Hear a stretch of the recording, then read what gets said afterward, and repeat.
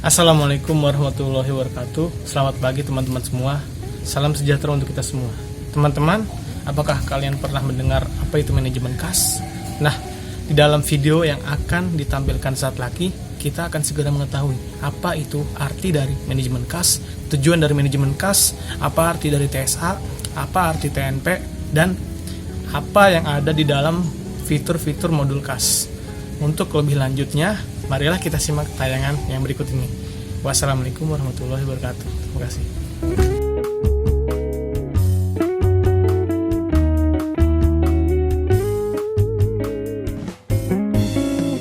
Sebelum masuk ke arti manajemen kas pemerintah, kita harus mengetahui apa yang dimaksud dengan kas itu sendiri. Kas merupakan uang tunai dan saldo simpanan di bank yang setiap saat dapat digunakan untuk membiayai kegiatan pemerintah.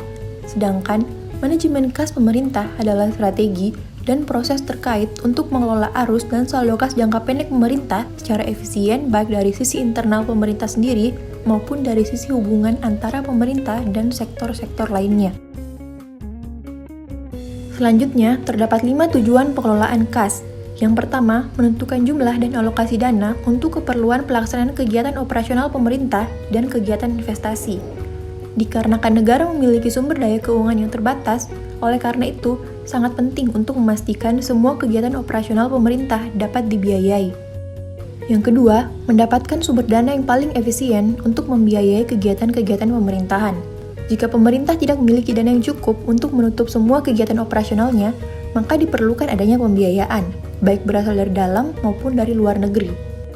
Yang ketiga, meminimalisasi kas menganggur atau idle cash, sehingga setiap rupiah yang dimiliki oleh negara dapat dipergunakan sebaik mungkin.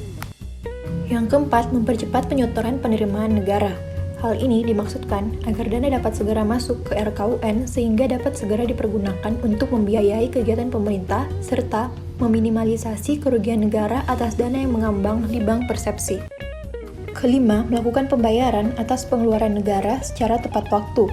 Pemerintah perlu melakukan perhitungan yang cermat atas saat yang tepat untuk melunasi kewajibannya. Selanjutnya, bagaimana sih pengelolaan kas yang baik itu? Pengelolaan kas yang efektif adalah pengelolaan kas yang menerapkan best practice dari prinsip-prinsip pengelolaan kas berbagai negara yang sesuai dengan teori manajemen kas modern. Hal tersebut dapat diwujudkan dengan cara sistem penerimaan dan pengeluaran negara yang terintegrasi, kewenangan BUN dalam penempatan jangka pendek saldo kas surplus, perencanaan yang lebih baik dalam mengelola arus kas, serta koordinasi yang lebih baik dalam pengelolaan utang dan pengelolaan kas. Selanjutnya, terdapat pihak-pihak yang terlibat dalam manajemen kas pemerintah, antara lain Menteri Keuangan selaku BUN, DJPB, Direktorat Pengelolaan Kas Negara, Kanwil DJPB dan KPPN, DJPPR, DJPK, dan lain sebagainya.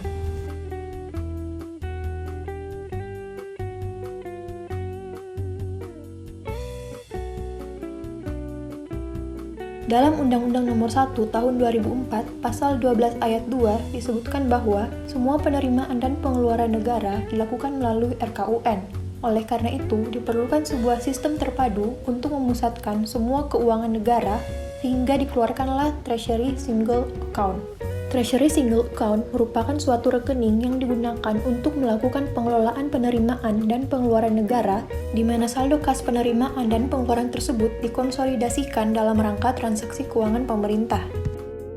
Sebelum menggunakan Treasury Single Account, sistem keuangan negara masih terpisah-pisah, yang mengakibatkan adanya idle cash, borrowing cost yang tidak perlu, floats yang menguntungkan bank komersial namun membebani pemerintah. Selanjutnya, implementasi Treasury Single Account. Langkah awal adalah melalui penerapan rekening bersaldo nihil di bank-bank operasional di tahun 2008. Dengan sistem ini, bank operasional melakukan pembayaran kepada pemasok sehingga meniadakan dana mengambang di rekening pemerintah di luar Treasury Single Account. Selanjutnya, di tahun 2009 dilakukan konsolidasi saldo kas pemerintah ke dalam Treasury Single Account di Bank Indonesia, di mana semua penerimaan negara harus disetorkan ke dalam dan semua pengeluaran negara harus dibayarkan keluar dari rekening ini. Tahapan lebih lanjut ialah sejak tahun 2010 dilakukan sweeping harian atas rekening penerimaan di bank atau kantor pos persepsi dan ketentuan bahwa semua penerimaan negara harus disapu sehingga bersaldo nihil ke Treasury Single Account di Bank Indonesia secara harian. Kemudian, untuk mewujudkan pengelolaan kas yang aktif, pemerintah akan melakukan penempatan dana menganggur ke dalam rekening di Bank Indonesia atau bank komersial yang menghasilkan pendapatan bunga atau melakukan investasi jangka pendek pada instrumen-instrumen moneter yang aman dan menguntungkan. Berikut adalah gambaran implementasi TSA di pemerintah. Dulu penerimaan kas negara baik dari pajak, non-pajak, hibah, ataupun pendapatan lainnya menggunakan rekening yang terpisah-pisah. Dalam TSA, semua penerimaan negara disetorkan ke rekening yang terpusat, yakni TSA di Bank Indonesia, sehingga pada akhirnya pengeluaran negara pun menjadi terpadu dari satu pintu, yakni Treasury Single Account. Selanjutnya, penempatan rekening TSA pemerintah.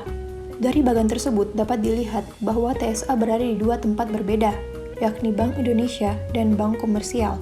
Rekening penerimaan dan rekening lainnya atau SAL berada di Bank Indonesia, sedangkan rekening untuk pengeluaran dan pengumpulan pajak ditempatkan di Bank Komersial.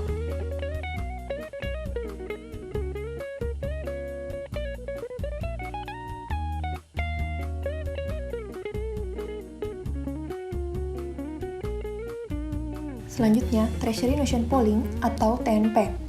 TNP dilatar belakangi banyaknya jumlah kantor vertikal dari DJPB Kemenq. Di tahun 2006 diterbitkan Peraturan Menteri Keuangan Nomor 134 PMK 01/2006 yang berisi tentang penajaman fungsi KPPN yang melaksanakan kewenangan perbendaharaan dan bendahara umum, penyaluran pembiayaan atas beban anggaran, serta penatausahaan penerimaan dan pengeluaran anggaran melalui dan dari kas negara berdasarkan peraturan perundang-undangan yang berlaku. Oleh karena itu, perlu sebuah sistem untuk mengkonsolidasikan semua laporan dari masing-masing KPPN sehingga dibentuk TNP. Jadi, TNP dapat diartikan sebagai mekanisme konsolidasi dari seluruh rekening pemerintah pada bank umum tertentu tanpa harus melakukan pemindah bukuan. Mekanismenya yaitu, saldo seluruh rekening yang masuk dalam TNP dikonsolidasikan pada akhir hari setelah proses tutup buku dan diberikan jasa giro harian oleh bank sesuai dengan kesepakatan dalam kontrak. Manfaat dari TNP antara lain, tingkat remunerasi yang lebih menguntungkan, rekening bendahara pengeluaran dan penerimaan, serta rekening lainnya teradministrasi dengan baik dalam aplikasi TNP, bank tidak mengenakan biaya administrasi atas penerapan TNP, serta para bendahara tidak perlu mendebit dan menyetorkan ke kas negara jasa giro pada rekening pengeluaran yang dikelolanya. Selanjutnya, proses TNP. Bagan ini menggambarkan bahwa dalam konsolidasi tidak perlu ada pemindah bukuan fisik dari uangnya. Cukup dengan memindahkan saldo dari masing-masing rekening untuk dikonsolidasikan terpadu pada TNP. Pembahasan selanjutnya ialah modul kas. Modul kas merupakan bagian dari SPAN yang melaksanakan fungsi-fungsi dalam pengelolaan kas pemerintah, meliputi fungsi pengaturan rekening BUN, perencanaan kas, pemindah bukuan dana, rekonsiliasi bank, dan pelaporan manajerial. Yang pertama, penatausahaan rekening BUN yang terdiri atas perekaman data rekening, yaitu melakukan setup rekening atas semua rekening milik BUN pada aplikasi SPAN, pemutakhiran data rekening apabila terdapat perubahan data pada rekening milik BUN, penentuan hubungan antar rekening dengan menentukan rekening asal dan rekening tujuan, serta penutupan rekening milik BUN dalam SPAN. Yang kedua, perencanaan kas yang berdasar pada PMK nomor 197 PMK 05 tahun 2017. Proyeksi kas berdasarkan jangka waktu dibagi 3, yaitu tahunan, bulanan, dan harian.